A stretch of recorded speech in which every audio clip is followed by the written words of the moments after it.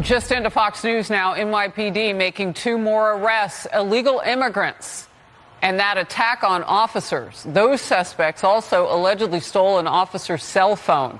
Well, that'll help them track you down. So a 5th illegal immigrant accused of attacking 2 New York City police officers over the weekend showed no remorse or regret.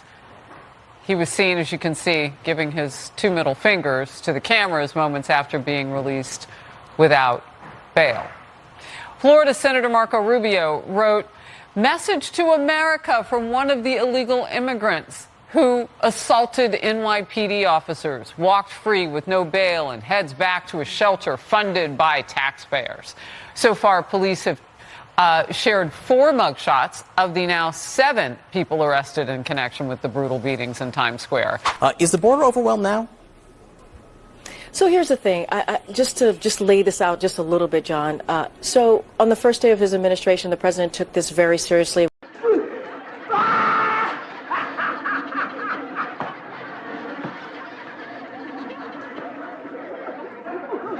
When it came to immigration, when it came to border security, he put forth a comprehensive piece of legislation. That was almost 3 years ago. If Congress, House Republicans didn't get in the way and they actually took action, we probably would be in a different place today.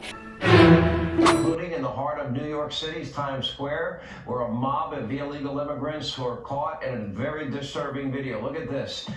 Saturday night, beating up New York City police officers. You can see it right there.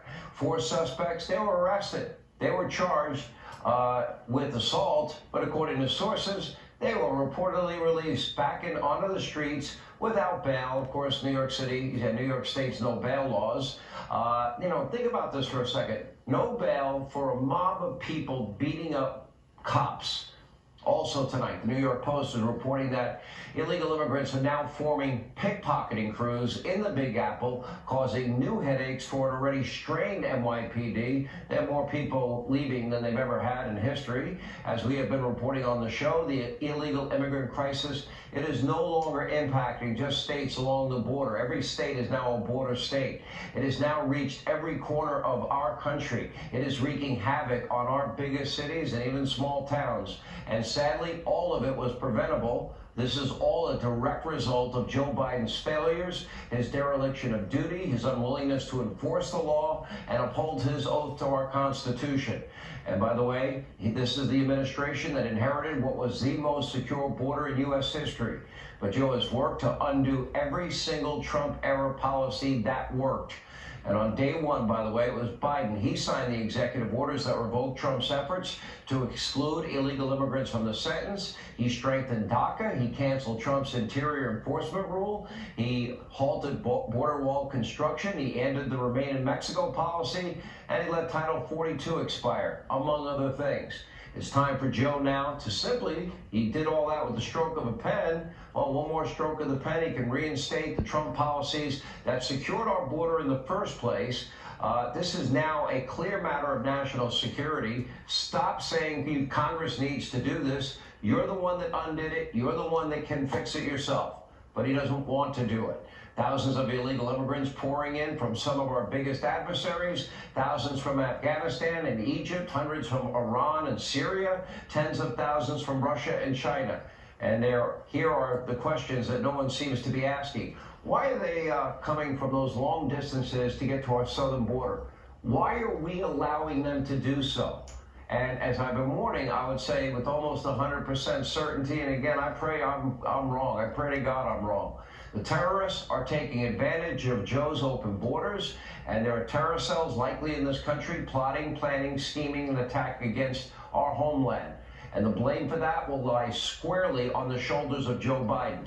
But things are only getting worse. Once again, according to brand new CBP data, well, the record for illegal immigrants entering our country, that was shattered in the month of December, from 1 month ago, with an astounding 371,000 encounters. But that did not stop Biden from telling reporters yesterday, yeah, I did all I can to secure the border. You did all you could to open the border.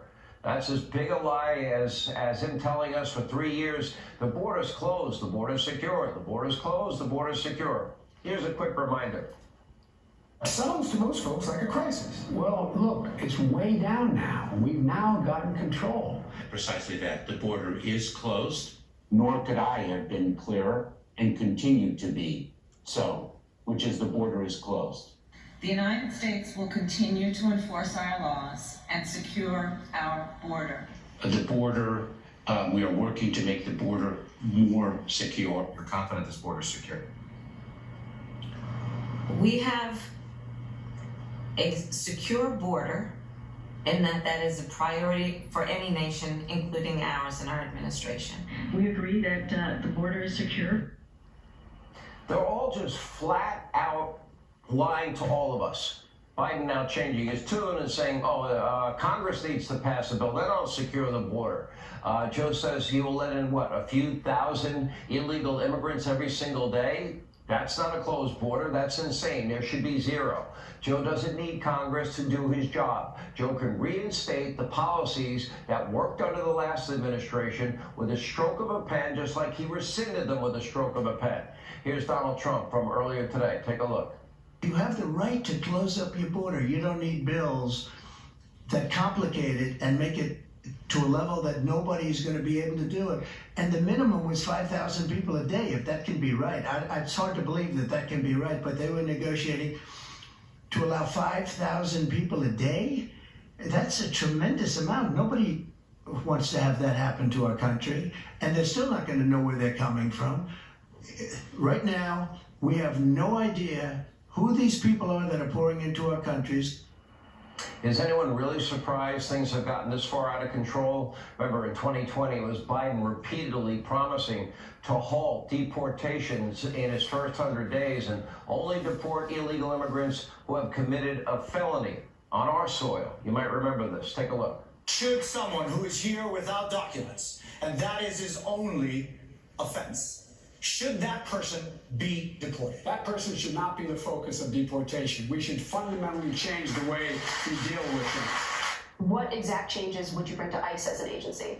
I would hold ICE agents accountable if, in fact, they stepped over my executive order. You only arrest for the purpose of dealing with a felony that's committed, and I don't count drunk driving as a felony. I will send to the desk immediately a bill that requires for access to citizenship for 11 million undocumented folks, number one. Number two, in the first 100 days of my administration, no one will be deported at all. From that point on, the only deportations that will take place are commissions of felonies in the United States of America. So to be clear, only felons get deported and everyone else gets to stay? Yes, nobody, and some of you are gonna get mad at me with this, but nobody is going to be deported in my first 100 days until we get through the point that we find out the only rationale for deportation will be whether or not you've committed a felony while in the country.